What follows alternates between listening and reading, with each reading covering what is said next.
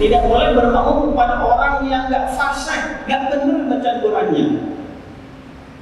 Satu hari saya berjamaah, saya kan terkadang dan seringnya memang menghormati tuan rumah, dan yang berhak menjadi imam itu orang sana, bermakna gitu kan. Saya ke Batu Adi, jangankan kita Batu Adi, sekitar PIU saja saya dahulukan imam setempat, menghormati Pak. Meskipun jadi khotib Jumat, saya persilahkan ke imam setempat, menghormati, memuliakan tuan rumah. Nah, suatu hari nggak ada imam biasa, saya menghormati penduduk sekitar kan, maju yang sudah sepuh, mungkin 70-an ada, kan gitu. Kita sudah saja, ini soalnya sholat jahriyah, yang keras dikencangkan. Ternyata bacaan Fatihahnya itu tak lurus, tak sampai di 6. Dan beberapa kali Pak, sholat safar perjalanan, maka saya terus terang saja kurang menikmati kalau sholat dalam perjalanan itu. Khawatir kayak tadi, begitu sholat isya, kadang sholat isya di beberapa tempat, kadang dipanggil, kadang di Primo, kadang di Bandung, kadang di mana. Begitu Bismillahirrahmanirrahim ketahuan, nah saya dengerin dulu nih. Bismillahnya, berarti nggak lulus nih, khawatir dari pendengaran saya salah. Ketika sudah 3 ayat, salah bacaan Fatihah tak pas, tak benar bacaan Fatihah, huruf panjang pentasirnya langsung mufaqqah. Wajib, apa mufaqqah? Memisahkan dari sholat imam. Boleh membatalkan sholat langsung mundur atau tetap di tempat tapi niat memisahkan diri. Dalam hati niat saya memisahkan diri berjamaah dengan imam tersebut. Sholat sendiri aja nggak bisa. Kalau dipaksakan karena malu, misalkan niat mufarraq memisahkan diri dengan imam, terus mengikuti dengan imam tersebut, maka batal sholatnya. Sebab di antara syarat kedua syarat berjamaah itu tidak boleh mengikuti gerakan orang lain yang bukan imam. Bisa dipahami Pak ya? Jadi perhatikan bacaannya dulu. Jadi yang paling berhak jadi imam itu orang yang sudah lebih tua. Yang kedua bacaannya paling bagus. 4 umiyan. Gimana kalau nggak ada yang paling fasih, pas-pasan, dimaafu, diampuni? Tapi permasalahannya nggak ada yang fasih itu, apakah nggak ada ustadz di sana kayak yang mengajarkan atau malas? Pernah Pak, satu hari itu nggak ada, pada nunggu imamnya datang. Ada itu Pak. Sampai ada satu tempat, makanya kalau saya pribadi yang suka mengingatkan teman-teman khotib, itu kalau pas jadwal ada halangan, minimal semalam sebelum membatalkan itu ngasih tahu ke pengurus masjid 10 menit azan mau berkumandang, khotib tak datang, biasanya pengurus sudah gelisah. Ceritanya nih, ini nggak di Batam Pak, nggak di Batam. Kalau di Batam ada juga, atau pernah kasus di Blokok dulu, udah lama sekarang daftarnya udah bagus administrasi. Dulu tahun 2000 berapa ya? 2004, 2005, 2007. Khotibnya nggak datang, dilelang Pak.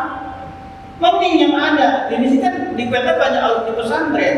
Ini satu tempat, imam masjid, khotib kebagian di sana, saking sibuknya atau ke tempat lain nggak ada sinyal, lupa nggak kasih tahu. Akhirnya gimana? Diganti dengan salat zuhur karena nggak ada khotib.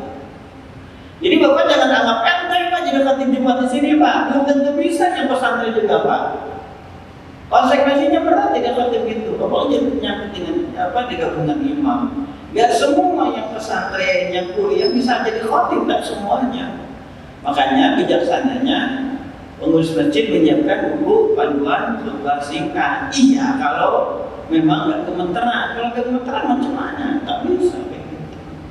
Jadi saat ada antisipasi dari pengurus masjid dengan Balik Batam, ada PMB kan, Persatuan Balik Batam koordinasi dengan juga orang yang kebagian jadwal. Jadi di sini apabila ada pengurus di sini, pengurus masjid, jangan malas.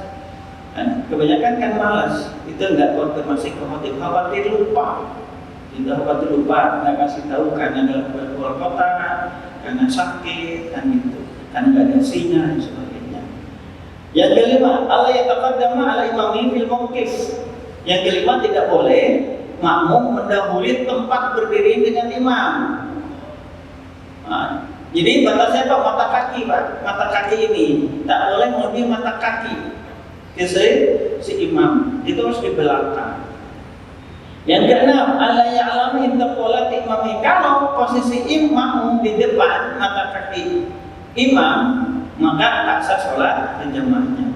Yang keenam, alla ya'lamu intaqalati imamihi, harus mengetahui perpindahan gerakan imam.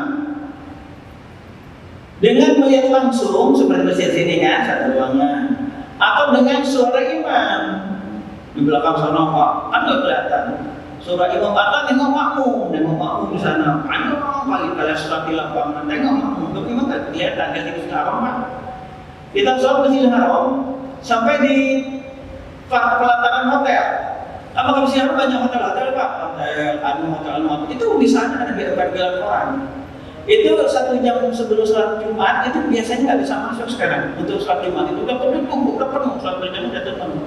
Mobil pun sudah ditutup, nggak bisa masuk kawasan sholat. Itu pakai sholat. Meskipun imam kita nggak tahu, memang jauh Pak, Masjidil Haram itu jauh, ratusan meter dari pelataran hotel itu. Tapi kan kita mengetahui dari gerakan imam di depan kita, ikutin saja. Gitu. Atau disautin dengan suara dari lewat speaker. Boleh nggak sholat di atas hotel? Kan ada hotel tuh. Hotel tuh. Ini kita sholat di pelataran nih Pak. Pelataran hotel. Kamar ini kan ada yang benar-benar kelihatan, tidak harus kelihatan. Di atas hotel boleh.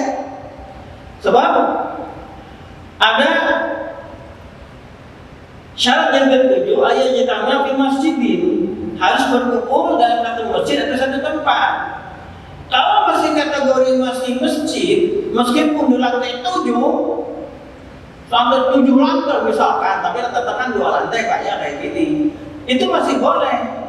Tapi kalau satu di hotel, dikali buka aja jadi kelihatan Pak. Tak bangun kelihatan, kalau ketinggalan kelihatan, soal di sana lantai 3 misalkan, Ka'bah kelihatan, tapi tak bisa disebut berjamaah. Karena dia sholat bukan di masjid atau langsung ke pelataran masjid, masih ketutup ke bangunan tersebut.